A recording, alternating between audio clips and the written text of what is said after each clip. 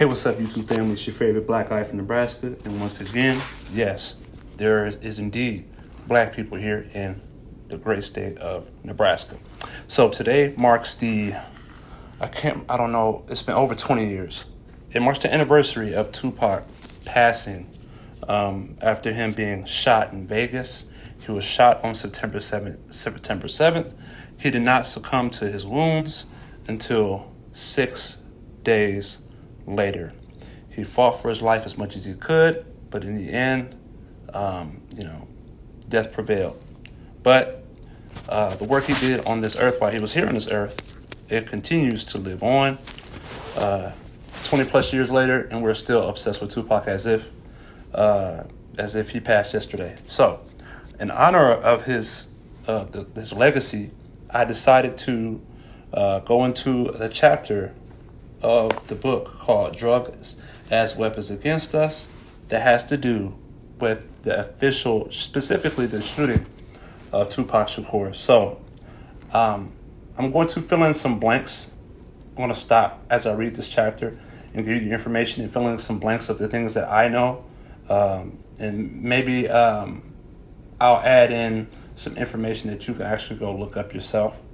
And some of you already know this stuff, but some of you don't.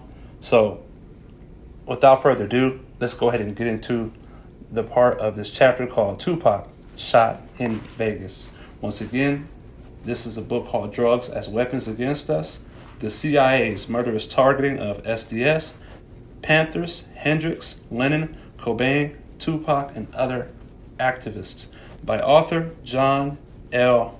Potash. All right, let's go ahead and get it started. Undercover police agent Kevin Hackey said in a public forum that he was working as an FBI agent for the 4 years he was working for Deathrow Records, including when he became one of Tupac's 3 personal bodyguards. So Tupac had a FBI agent bodyguard. That's not too far-fetched, because Tupac also knew that they were watching him everywhere he went. Hackey appeared to turn his back on the FBI when he urged Tupac not to go to Vegas that weekend in early September 1996. Now, with him being an FBI agent, I'm sure he knew what was going down. And also, a week before, one of the outlaws got caught with a gun. And that gun was actually sold to the outlaws by Kevin Hackey. That's that's information that not in this book that I want to share to you. So Kevin Hackey was inside Death Row selling guns, right, as an FBI agent.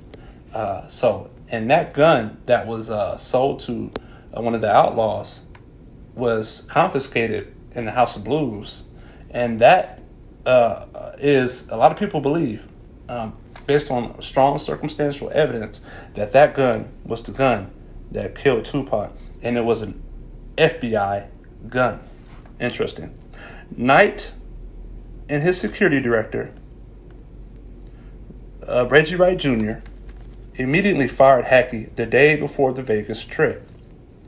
Tupac almost took Hackey's advice and backed out of Las Vegas, but his friend Tyson's boxing match and the court-ordered benefit concert there that night likely led him to attend the Vegas event.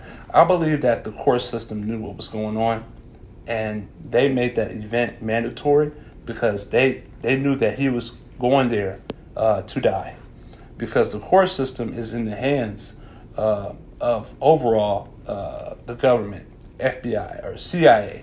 They influence a lot of what goes on in the court system, definitely when they have a specific target in mind. Additional undercover Las Vegas police joined the police ranks working in Deathrow Records for this night. Deathrow held a pre-bout party with plenty of people drinking liquor and smoking weed. People said Tupac took part in both. And that stands out to me because on Tupac's his death report, or his autopsy report, it says that he didn't drink or smoke weed. But in this book it says that he did. Something to keep in mind. With Suge Knight and others from Death Row, he attended the boxing match at MGM Grand Hotel Arena. Now, mind you, we do know that Kevin Gaines, Rafael Perez, David Mack, and Nino Durden were in Vegas that night as well. Afterwards, in the hotel's lobby, Tupac got in a scuffle with a stranger, Orlando Anderson. Witnesses said that they believe Suge Knight helped set it up, partly by describing Anderson as a Crip gang member who stole a Deathrow chain from an associate of Tupac. That Lakeland Mall incident, fake, never happened. After leaving the hotel, Knight, with Tupac in his passenger seat, set out with an entourage of Deathrow cars to the company-owned Club 662, where Tupac was to give his midnight benefit concert. So you see what I'm saying? Judge orders this benefit concert. Okay, and he was shot on his way to that concert. On the way there, just off of the Las Vegas Strip, Tupac was murdered. Now, he wasn't murdered that night. He was shot, and that led him to the hospital. Tupac was murdered in what police detective Russell Poole, I know you know who Russell Poole is. If you studied this case, you know who Russell Poole is. Police detective Russell Poole described Tupac was murdered in what police detective Russell Poole described as a police orchestrated drive-by shooting. Okay? Police orchestrated drive-by shooting. Within 9 days of his firing, Deathrow owner David Kenner. Now, David Kenner is the lawyer that truly owned Deathrow. Suge Knight was just the face of Deathrow, but David Kenner, the lawyer, is who pulled the strings, and he is also a known drug dealer. Big weight. Poole said that an eyewitness, Tupac bodyguard Frank Alexander, believed the entire assault on Anderson had been staged. Of course it was. It was entirely possible Suge had paid the Crip to take the beating and then kill Tupac, as the white Cadillac, the shooters, was actually a little bit ahead of the BMW when the killer opened fire, allowing him to shoot at an angle that made it possible to avoid hitting Suge with a straight bullet. Now, let me stop here real quick. A lot of people think that Suge Knight was also a target. Well, the traveling, the way the bullets traveled, and the Cadillac pulling ahead just enough to miss Suge, that goes out the window. And as you understand, as you have done the research into this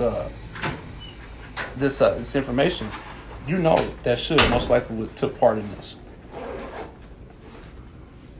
Let me get back on track. Las Vegas Times crime reporter Kathy Scott reported that the FBI had Tupac under surveillance the night he was murdered. So the FBI was actually watching him the night he was murdered. They were in the caravan of cars. That's actually information out there. There's actually documents out there that shows that the FBI was in the caravan of cars while Tupac was being shot. Along with rampant police foul play around Tupac's murder scene, police superiors squashed any real investigation. Scott detailed a page-and-a-half list of police improprieties in the investigation. Kevin Hackey said he had documents to prove his FBI employer had undercover agents along with alcohol, tobacco, and firearms agents in the entourage. Now, mind you, Hackey is the FBI agent. So after this was said and done, after all this was done, and he was jailed, and the FBI set him up to kind of shut him up a little bit, and he got out of jail.